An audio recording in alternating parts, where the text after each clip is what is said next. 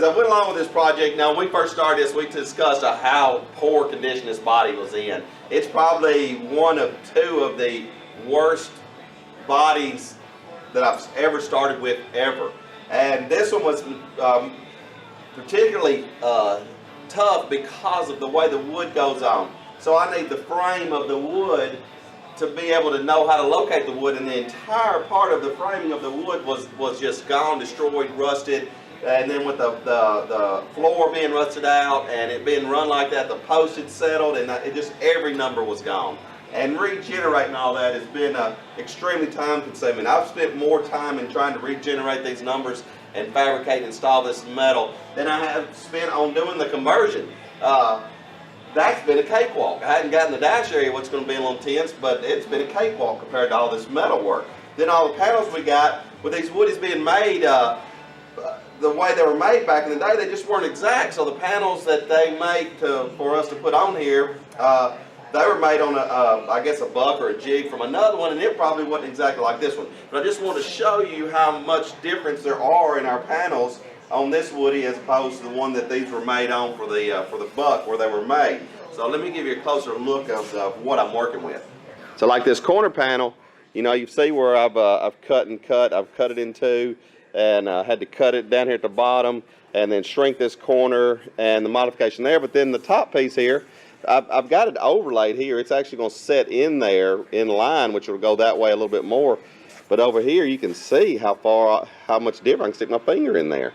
So I'm going to end up using this corner, probably cutting this off and then shortening this and then welding that back together.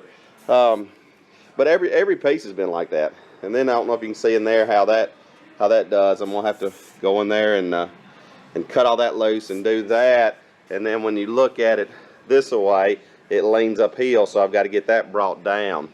You know, it's not anything with the way these parts were made. They were just made on a buck on a different one. I mean, this side of your truck is shorter than the other side. You know, and this post is different than that post. And I'm going to show you how I'm going to put this piece of metal in and how I've been putting the metal in all the way around your vehicle to give you an idea how it was installed. And so like this panel right here, you know, I cut it here. I've actually went ahead and pickled it before I started just to keep that oxidation down. But I'll always sand it with 80 grit and pickle it when I get done with that area so that that's treated well. But anyway, like this piece right here, you know, I've got to cut it here. I'm going to reshape it a little bit, and I can do that pretty easily.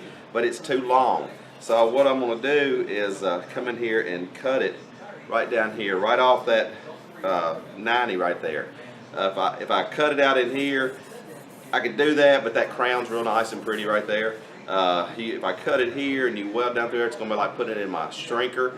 Every time I weld, it's going to shrink it, and it's going to turn that nice little radius that I've got in there that they put in there. So I want to keep that. So I'll come in here just off of that and come right down through here and split it and then fit that back together. That'll give me a way to work it in here and a way to work it out here.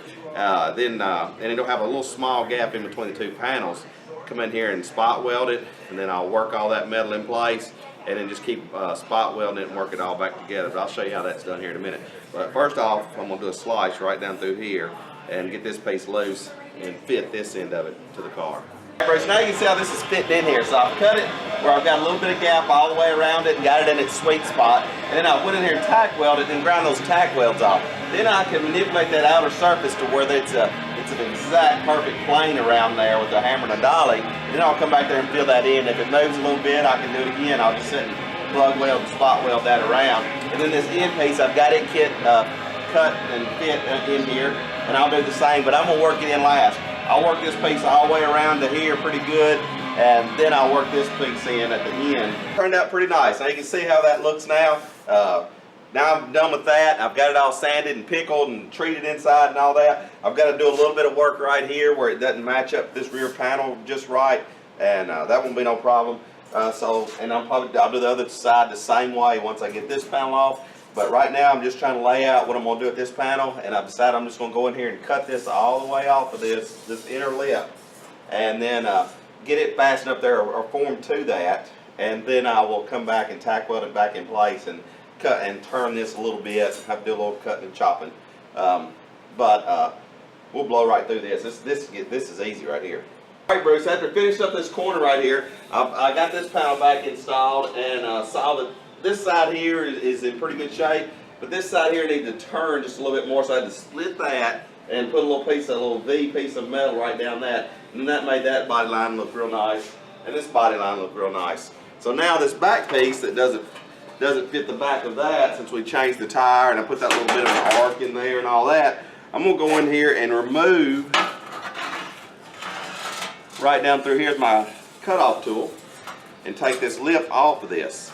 Then I'm going to take that lip and form it to the back of your car by just bolting and clamping it with my vice grips to that, and then come in here and cut this piece back to fit it, and then we'll be back to, and I can turn this angle perfectly level and do a lot of stuff, because originally the spare tire door was here and it went up under that, and I've kind of put an arc in that and it's changed that a little bit. I've got this inner lip cut off, you can see it's right here.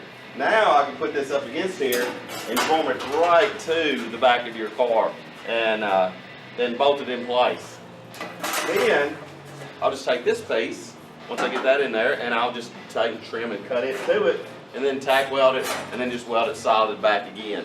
After cutting your lip off of the valance, and I've got it over here on the table, I have went in here, and these are the original holes that were drilled in the lip that I cut off, and then I spaced all the way out across to there, and then mounted this piece completely on there with the bolts in place, and then I put a little tape on there, and that just gives me just enough time to get a tack weld on there without it welding to that. I could probably do it without the tape, but it's just it just helps a little bit, not hard to do. I've done a little pre-fitting here and shaping of this, and I took and made a real nice little radius in this panel right here, and then built me some jigs up underneath there, so I've got this locked down to the shape that I want to look. Then I'll cut this piece back to that piece, and then this will be the backbone that'll hold this in that place when it's all said and done. I mean, it's relaxed in that spot, but with nothing on it right now, it moves in and out, and I don't want to get a false reading on it. So I've had to build a little jig to hold it right there nice and solid, and then now I'll fit this back to it, set this level, start tack welding it in, and then finish it up, and this piece will be good.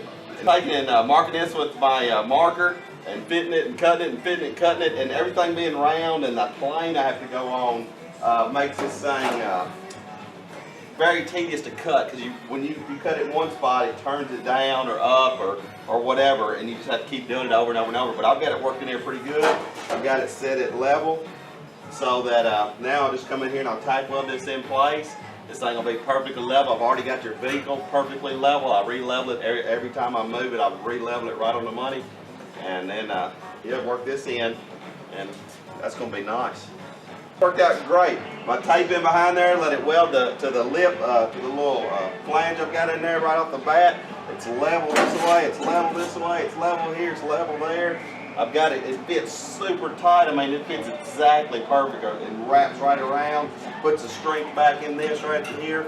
So that's a hit right there. So now I'm going to take it off and finish welding all this. It's going to take me a while, because I got to weld little bits at a time and keep shrinking it, stretching it out. But so far so good on that, and that is really, really looking nice. All right, Bruce, I'm really getting this metalwork wrapped up. I've got most of the metalwork in place all the way down that side, all the way down this side, all the way around this back. This back piece is fitting beautifully well. Once I get on the rotisserie and can roll this around, I'll dial all that in. I just wanted to get all the metalwork pretty much in place before it comes off this frame.